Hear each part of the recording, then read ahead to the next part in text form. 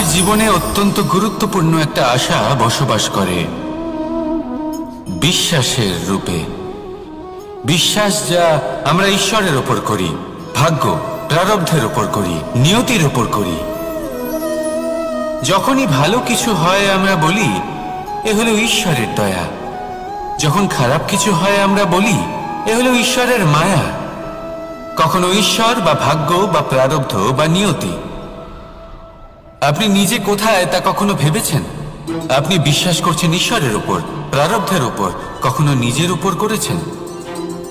আমি আপনাকে একটা সহজ কথা বলি, যদি আপনি ঈশ্বরের উপর বিশ্বাস রাখেন, শুধুই ঈশ্বরের উপর বিশ্বাস, তাহলে আপনি সেটাই পাবেন যেটা আপনার ভাগ্যে লেখা রয়েছে। কিন্তু যদি আপনি নিজের উপর বিশ্বাস রাখেন, আত্মবিশ্বাস রাখতে শেখেন, তাহলে ঈশ্বর আর নিয়তি দুজনে মিলে আপনার ভাগ্যে সেটাই লিখবে যা আপনি চাইছেন। তাই মনে রাখবেন, সাফল্যের পথ হলো এই বিশ্বাস।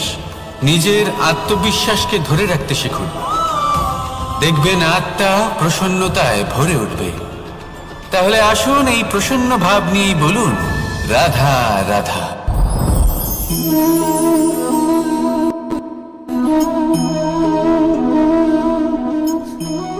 মুক্ত, এই মুক্তই সবাইকে মোহিত করে দেয়, নিজের দিকে আকর্ষিত করে।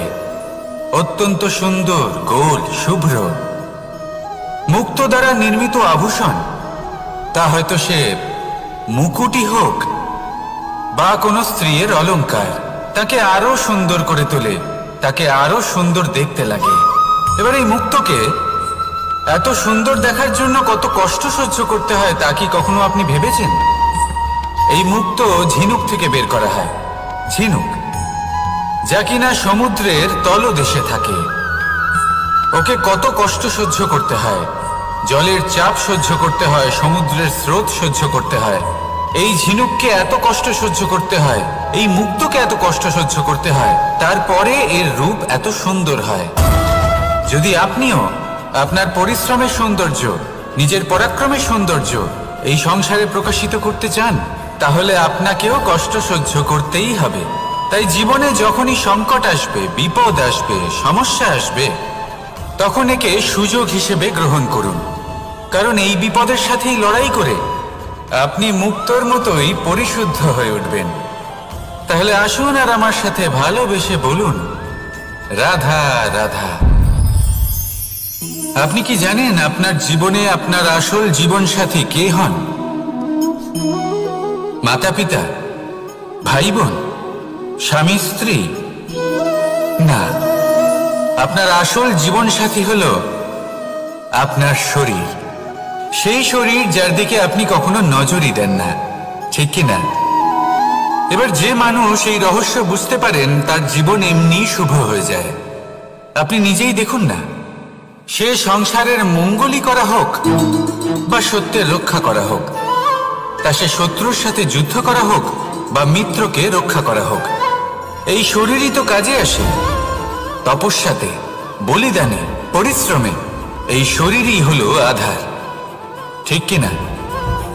তাই আমাদের কর্তব্য হলো যে আমরা যেন নিজের শরীরের যত্ন নিই। আমরা কি খাই, আমাদের কি খাওয়া উচিত, এটা যেন বুঝি।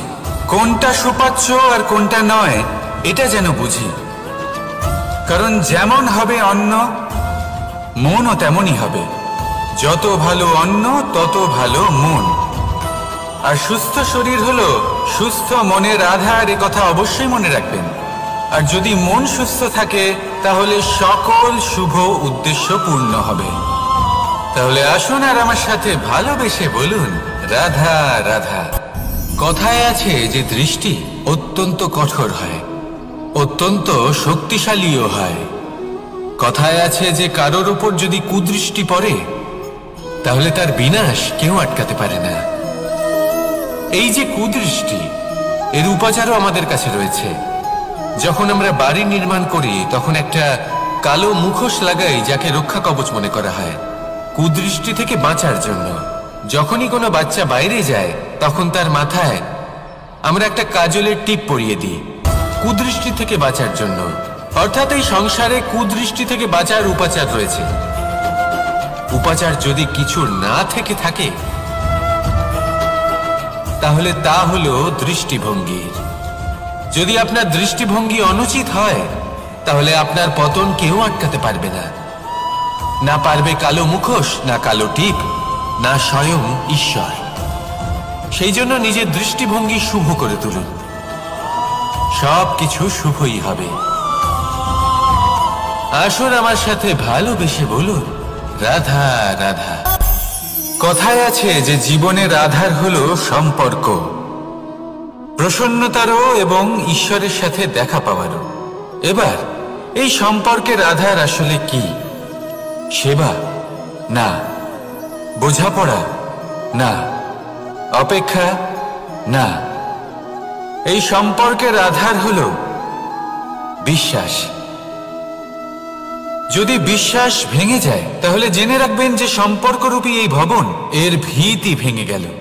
আর যদি ভিত ভেঙে যায় তাহলে সেখানে অন্য কোনো ভবন নির্মাণ সম্ভব নয়, সম্ভবই নয়। এই সমস্ত সম্পর্কের বিশ্ব বিশ্বাসে বসবাস করে। এই বিশ্বাস হলো অত্যন্ত গুরুত্বপূর্ণ। এই বিশ্বাসের জোরেই আমি আর রাধা কোনো সাংসারিক বন্ধনে আবদ্ধ না হয়েও এক অত্যন্ত দৈব অলৌকিক বন্ধনে আবদ্ধ। এই হলো বিশ্বাস যার দ্বারা 11 অক্ষৌহিনী সেনার সামনে অর্জুন দাঁড়িয়েছিল এবং জয়ী হয়েছিল। এই বিশ্বাস হলো অত্যন্ত গুরুত্বপূর্ণ। তাই বিশ্বাস করতে শিখুন, বিশ্বাস দিতে শিখুন, বিশ্বাস পালন করতে শিখুন। আর আমার সাথে ভালোবেসে বলুন, রাধা রাধা। এই সংসার অত্যন্ত বিচিত্র এক স্থান। এ সত্য খুঁজতে থাকে, আর সত্য খুঁজে পেলেই তা প্রমাণ করতে চায়। সে চায় তার প্রমাণ পেতে, সাক্ষী পেতে চায়। সেক্ষেত্রে আমাকে বলুন যে সত্য কি করতে পারে? সেই ব্যক্তি যে সত্যকে ধরে আছে সে কি করবে? কিছুই নয়, কিছু করার প্রয়োজনই নেই, শুধু তাতে টিকে থাকতে হবে। সেই হিমালয়ের মতো যা আজ পর্যন্ত টিকে রয়েছে। যদি আপনি সত্যবাদী হন তাহলে আপনার কিচ্ছু প্রমাণ করার কোনো প্রয়োজন নেই। যদি প্রয়োজন থাকে তাহলে সত্যের সাথে টিকে থাকার। এই সময় নিজে সাক্ষী হবে, নিজে প্রমাণ দেবে। এই নিয়তি স্বয়ং প্রমাণিত করবে যে আপনি সত্যবাদী ছিলেন, আপনি সত্যের পথে ছিলেন। তাহলে আসুন আর আমার সাথে ভালোবেসে বলুন, রাধা রাধা। ঈশ্বর আমাদের হাত প্রদান করেছেন। হাত যা জড়ো করা হয় প্রণাম করার জন্য, ঊর্ধ্বগামী হয় প্রার্থনার জন্য। এই হাত যার দ্বারা আমরা খাবার খাই, ফসল উৎপাদন করি। কিন্তু এই হাতের দ্বারা সবথেকে শ্রেষ্ঠ কাজ কি হতে পারে? সেবা। আগে হ্যাঁ, সেই হাত যা সামনে এগিয়ে আসে সেবা করার জন্য, যে সেবা করে তাদের যারা দুঃখে থাকেন, নিরাশ হয়ে থাকেন, যারা সেবা করেন তাদের যারা কিনা দরিদ্র। সেই হাত হলো সব থেকে অধিক মহান। ঈশ্বরকে দীনবন্ধু বলা হয়ে থাকে, কারণ যারা দুঃখী হন, নিরাশ হন, দরিদ্র হন, ঈশ্বর তাদের সাহায্য করেন, তাদের সহায়ক হন, তাদের মধ্যে ঈশ্বর বাস করেন। তাই আপনারা যদি এটাই করেন, যারা দুঃখে আছেন, নিরাশ হয়ে আছেন, যাদের সাহায্যের প্রয়োজন রয়েছে, যদি আপনি তাদের সাহায্য করেন তাহলে আপনি এমন এক চৈতন্য লাভ করবেন যে আপনি তৃপ্ত হয়ে উঠবেন। তাহলে সবার সেবা করুন আর আমার সাথে ভালোবেসে বলুন, রাধা রাধা। ভয়। জীবনে আমরা কোন কোন বিষয়ে ভয় পাই? কোনো মানুষকে হারানোর ভয়, কোনো মানুষ, কোনো সম্পর্ককে হারানোর ভয়, অর্থহানির ভয়, সময়হানির ভয়। এবার বিষয়টা হলো, এই ভয় কখনো আমাদের কোনো লাভ করে না। এটা সবসময় আমাদের পিছনে ঠেলে আর নিচু স্তরে নামিয়ে দেয়, কখনোই আমাদের উত্থানের কারণ হয় না। তাই জীবনে যদি কোনো ভয়ের কারণ থাকতেই হয় তা শুধুই এটা, যে মানুষের কথা ভাবতে ভাবতে সম্পর্কগুলিকে হারানোর ভয়, মানুষকে হারানোর ভয় সবার মন রাখতে রাখতে আপনি যেন নিজেকে, নিজের ভাবনা চিন্তাকে না হারিয়ে ফেলেন। যদি এরকম হয়, যদি সকলের মন রাখতে রাখতে আপনি নিজেই নিজেকে হারিয়ে ফেলেন, নিজের ভাবনা, নিজের লক্ষ্য, নিজের মন্তব্যকে হারিয়ে ফেলেন, তাহলে সংসারে যতই যাই হয়ে যাক না কেন প্রসন্নতা লাভ করবেন না। তাই রক্ষা তাকেই করুন যে আপনাকে রক্ষা করে, আপনার মানসিকতা, আপনার ব্যক্তিত্ব, আপনার লক্ষ্যকে রক্ষা করে। আর যদি কোনো বিষয় ভীত হতে হয়, তবে আপনি যেন নিজের উদ্দেশ্যের থেকে দূরে না চলে যান। তাহলে আসুন আর আমার সাথে ভালোবেসে বলুন, রাধা রাধা। সময় একটু একটু করে কেটে যায়, একটু একটু করে নিকটে আসে। খুব অদ্ভুত ব্যাপার। এই সময় প্রতিকূল হলেও একটু একটু করে কেটে যায়। এই সময় যদি ভালো হয় তাহলে একটু একটু করে নিকটে আসে। অনুচিত তখনই হয় যখন আমরা নিজেদের অসফলতার জন্য সময়কে দোষ দিই, কিন্তু আসলে তেমনটা হয় না। আপনার পরিশ্রম আর প্রয়াস দ্বারাই আপনি সাফল্য লাভ করবেন, সময়ের দ্বারা নয়। যদি এই সাফল্য একটা সুন্দর ভবন হয়, তাহলে সময় হলো তার দেওয়ালের রং, যা সময়ের সাথে বদলাবে, সময়ের সাথে ফিকেও হয়ে যাবে। কিন্তু সাফল্যের এই ভবন আপনাকেই নির্মাণ করতে হবে, আপনার পরিশ্রমের ইট দ্বারা এবং প্রয়াসের চুনসুরকি দ্বারা। তাই পরিশ্রম আর প্রয়াস করতে থাকুন, সাফল্য আপনি অবশ্যই পাবেন। সময় যদি আজ ভালো না হয় তাহলে কাল অবশ্যই হবে। প্রয়াস করতে থাকুন আর আমার সাথে ভালোবেসে বলুন, রাধা রাধা। এ হলো গোলাপ ফুল। একে আমরা সকলেই চিনি। সমগ্র সংসার ভালোবাসে এই পুষ্পকে। এই ফুল দেখতেও সুন্দর। সবথেকে বেশি গুরুত্বপূর্ণ কথা হলো এর সুগন্ধ, যা দূর দূরান্ত থেকে ব্যক্তিদেরকে আকৃষ্ট করে। এই সুন্দর পুষ্প একটু মন দিয়ে দেখলেই দেখা যায় এর নিচে কাঁটা রয়েছে। এই সংসার বলে, এ প্রকৃতির কেমন রচনা, এত কোমল পুষ্প, এটা কি তীক্ষ্ণ কাঁটা সহ প্রস্ফুটিত হয়? এটাই হলো জীবনের সত্য। আমাদের অন্তরের সদ্গুণ, সেগুলিও এই ফুলের মতোই সুন্দর। সংসার এর সৌন্দর্য দেখতে পায়, এর সুগন্ধ চতুর্দিকে ছড়িয়ে পড়ে। কিন্তু এই সদ্গুণ জাগ্রত করে তোলার জন্য কঠোর পরিশ্রম করতে হয়, প্রতিনিয়ত চেষ্টা করে যেতে হয়। তাই জন্য যদি আপনি জানেন আপনার পথ উচিত কিন্তু তা কাঁটায় পরিপূর্ণ, তাহলে থামবেন না, চলতে থাকুন। একবার যদি অন্তরের সদ্গুণ জাগ্রত হয়, তাহলে এই সংসার এই সৌন্দর্য দেখবে আর সুগন্ধে আকর্ষিত হয়ে আপনার কাছে আসবে। এই মন, এই জীবন প্রসন্ন হয়ে বলবে, রাধা রাধা।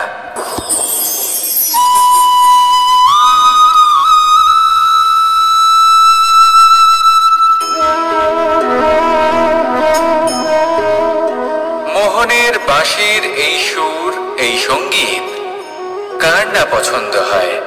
সবারই খুব ভালো লাগে। এবার এই সুর আসে কোথা থেকে? কেউ বলবেন কৃষ্ণের হৃদয় থেকে। সত্য কথা, এই সুর হৃদয় থেকে নির্গত হয় এবং প্রকট হয় এই বাঁশি থেকে। এই বাঁশিটাকে দেখুন, এই ছিদ্রগুলি দেখুন, প্রত্যেকটা সুর থেকে নিজস্ব একটা স্বর নির্গত হয়। এবার যে ব্যক্তি এই সমস্ত সুর এবং স্বর বুঝতে পারেন, এতে নিপুণ, তিনি এই বাঁশির দ্বারা যে সুর নির্গত করবেন তা তো মধুর অবশ্যই হবে। এবার জীবনের সাথেও কিছুটা এরকমই ঘটে। জীবনের কিছু নীতি থাকে, অর্থ, কুটুম্ব এবং আধ্যাত্মিক। যদি জীবনের প্রত্যেকটা মুহূর্ত সুখময় হয় এরকম আপনি চান, তাহলে এই তিনটি নীতিতে আপনাকে নিপুণ হতে হবে। কোনো একটি বিশেষ নীতির প্রতি যদি আপনি বেশি ঝুঁকে পড়েন, তাহলে বাকি দুই নীতি থেকে যা সুখ লাভ করা সম্ভব তা পারবেন না। ধন অর্জন করতে হবে পরিবারের জন্য। পরিবারের সুখ মনের শান্তির জন্য। মনে শান্তির প্রয়োজন মনের শুদ্ধতার জন্য। যখন এই মন শুদ্ধ হবে, জীবন শুদ্ধ হবে, পবিত্র হবে, সুন্দর হবে এবং ভালোবেসে বলবে রাধা রাধা। মানুষ, কোন ব্যক্তির নির্মাণ হয় কিভাবে?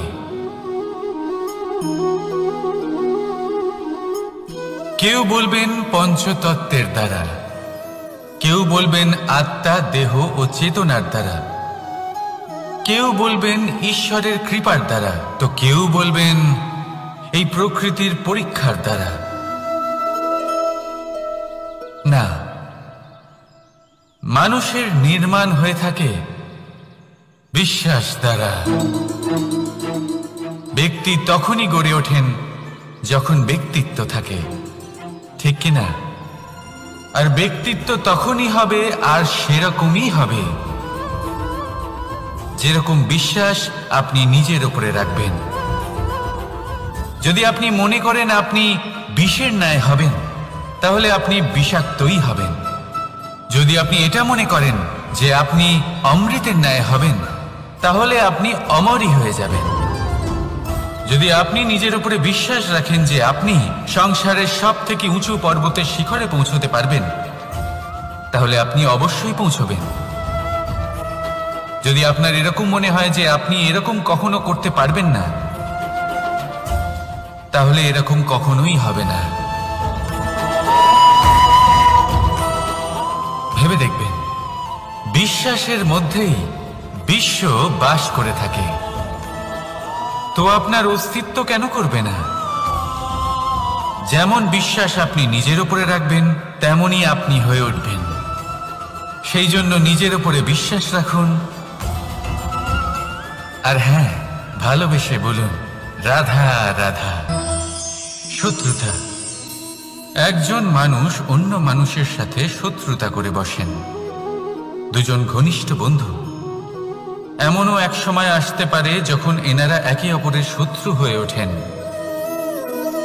এর অনেকগুলো কারণ হতে পারে, কিন্তু মূল কারণ হলো আলোচনা। আগে হ্যাঁ, আপনি যদি কারোর বিষয়ে আলোচনা করেন তাহলে সে আপনার শত্রু হয়ে যেতে পারে। এবার মনে একটা প্রশ্ন আসতে পারে যে এটা কিভাবে সম্ভব হতে পারে? আলোচনা, এটা তো অত্যন্ত জরুরি। যদি আমি নিজের বন্ধুর খারাপ কাজের বিষয়ে আলোচনাই না করি, তাহলে সে শুধরবে কি করে? এ কথা সত্যি যে আলোচনা আবশ্যক, কিন্তু তার থেকেও বেশি গুরুত্বপূর্ণ এবং আবশ্যক হলো আপনার এই সিদ্ধান্ত এটাই যে আপনার এই আলোচনা কোন স্থানে করবেন। যদি এটা সবার সামনে করবেন ভাবেন, তাহলে তা অপমানও হয়ে যেতে পারে। যদি এটা আলাদাভাবে করেন, তাহলে তা পরামর্শ হয়ে যায়। অপমান কেউ স্বীকার করতে পারেন না, কিন্তু পরামর্শ সকলের ভালো লাগে। তাহলে যদি আপন কারোর জন্য ভালো কিছু চান, কাউকে শুধরে দিতে চান, আর আপনার মনে হয় আলোচনা আবশ্যক, তাহলে সর্বপ্রথম সময়, পরিস্থিতি আর স্থানের কথা মনে রাখবেন, নয়তো এই আলোচনা আপনাকে খুব ভোগাতে পারে। তাহলে আসুন আমার সাথে ভালোবেসে বলুন রাধা রাধা। কোনো এক সময়ের কথা, একজন জেলের একটা ছোট্ট পুত্র ছিল। সে ভাবল যে আমি আমার বাবার মতোই মাছ ধরব। তখন সে একটা লাঠি নিল, তাতে দড়ি বাঁধল, আর সেই দড়ির মুখে যে কাঁটা বিঁধে থাকে তাতে চারা ঝুলিয়ে জলে ফেলল আর বসে থাকল। কিছু সময় পরে জলে একটি তরঙ্গ দেখা গেল। ও বুঝতে পারল খুব বড় একটা মাছ ফাঁদে পড়েছে। ও বল প্রয়োগ করলো, সেটা টানার চেষ্টা করলো। মাছও বল প্রয়োগ করলো, আর শেষে যেটা হলো সেই দড়ি ছিঁড়ে গেল আর মাছ বেঁচে পালিয়ে গেল। দেখুন, ও অনেক চেষ্টা করলো, কিন্তু অসফল হলো। কখনো অধিক বল প্রয়োগ করলো, আবার কখনো কম বল, কিন্তু কিছুতেই সফল হলো না। ও পঞ্চমবার প্রচেষ্টা করলো, না বেশি বল প্রয়োগ করলো না কম, ততটাই বল প্রয়োগ করলো যতটা পর্যাপ্ত, ঠিক ততটাই বল, যতটা বল সেই মাছ প্রয়োগ করলো। আর শেষ পর্যন্ত জীবনে প্রথমবার ও মাছ ধরতে সফল হলো। এবার এই কথার সারমর্ম কি? ভারসাম্য। এটাই হলো জীবনের সবথেকে বড় নিয়ম। আমাদের সবার জীবনে সমস্যা রয়েছে, কখনো মন দিয়ে ভেবে দেখবেন। জীবনে যদি কোনো ক্ষুদ্র সমস্যা বা ছোট সমস্যা থাকে আর সেটা সমাধান করার জন্য আপনি বেশি চেষ্টা করছেন, তাহলে তার দ্বারা সমাধান হয় না, বরং আরো বিপদ বেড়ে যায়। যখন কোনো বড় সমস্যা থাকে আর আপনি কম চেষ্টা করতে থাকেন, তখন সমাধান হয় না, তা চলতেই থাকে। শুধু এটাই হলো ব্যাপার। জীবনের সমস্ত সমস্যার একটা ভারসাম্য বজায় রাখা, যদি এটা আপনি শিখে ফেলতে পারেন, জীবনটা আপনার হাতের মুঠোয় থাকবে। আসুন আমার সাথে ভালোবেসে বলুন, রাধা রাধা। আপনি কখনো কোনো বাজকে নিজের বাসা বানাতে দেখেছেন?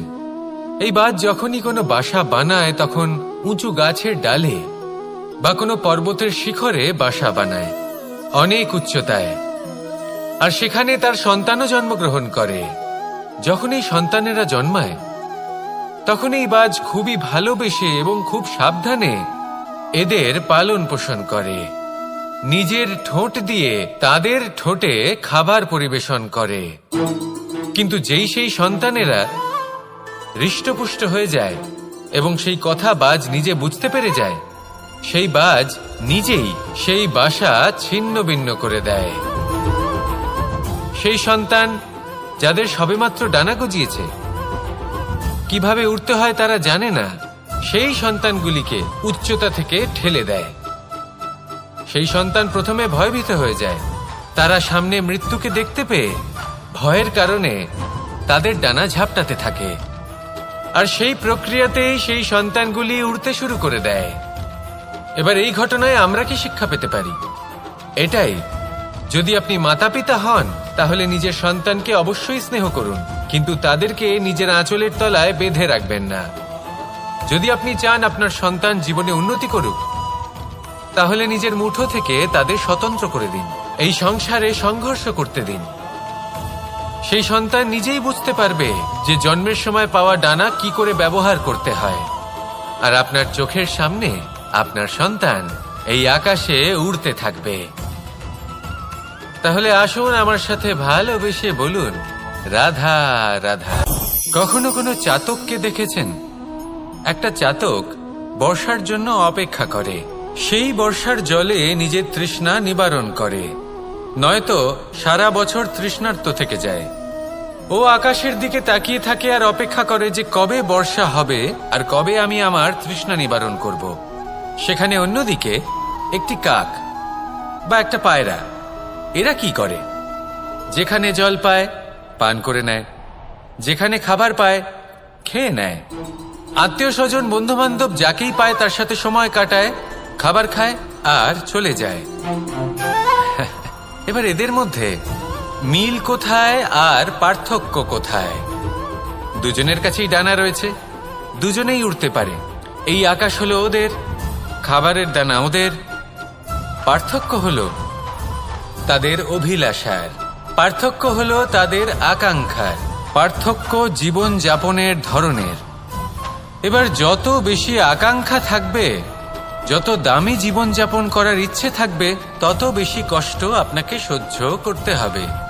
আবার অন্যদিকে জীবন যত সরল হবে, জীবন যাপন যত সরল হবে, সমস্যা ততটাই কম হবে।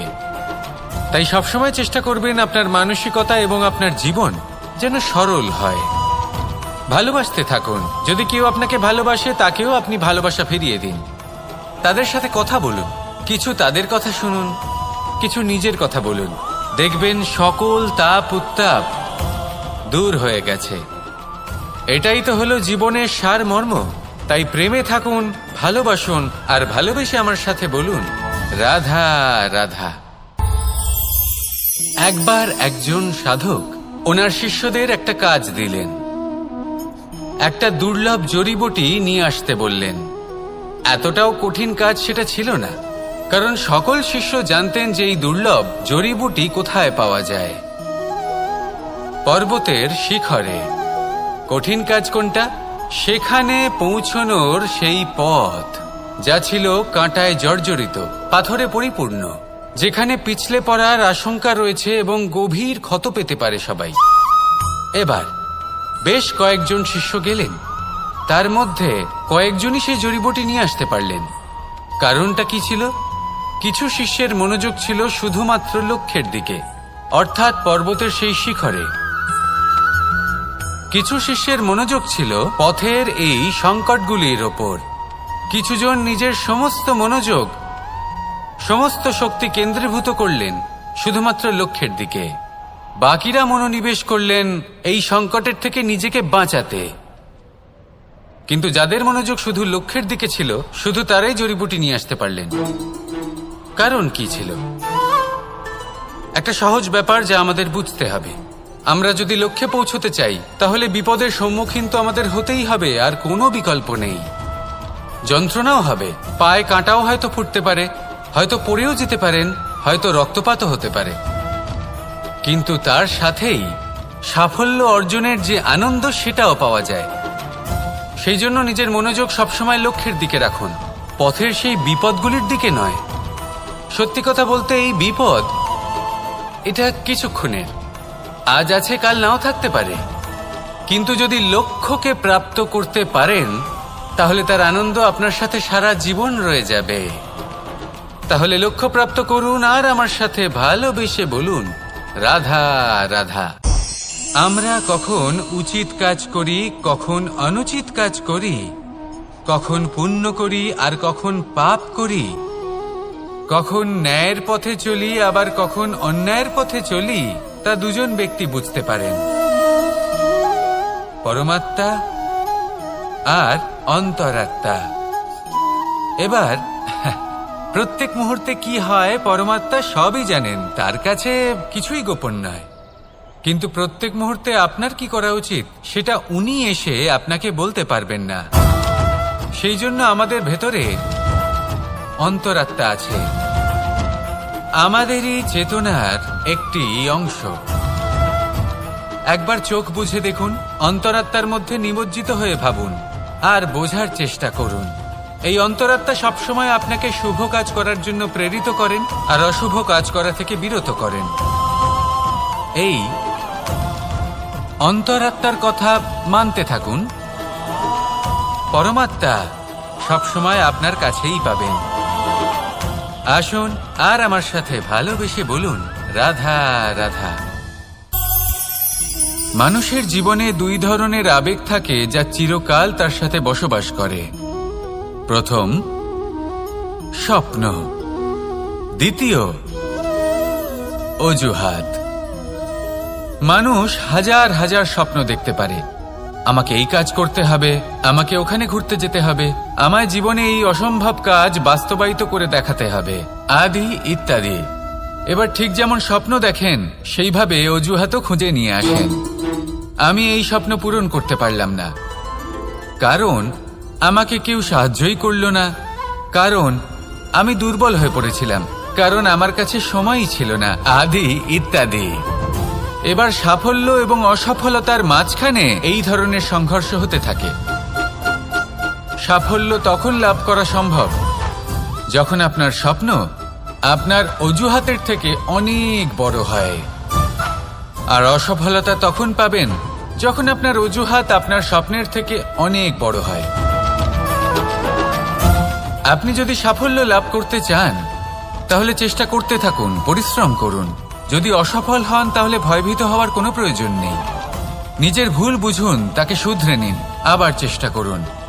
কিন্তু যদি নিজের জীবনে অজুহাত নিয়ে আসেন, তখন স্বপ্ন কখনো পূরণ হবে না। আসুন আমার সাথে ভালোবেসে বলুন, রাধা রাধা।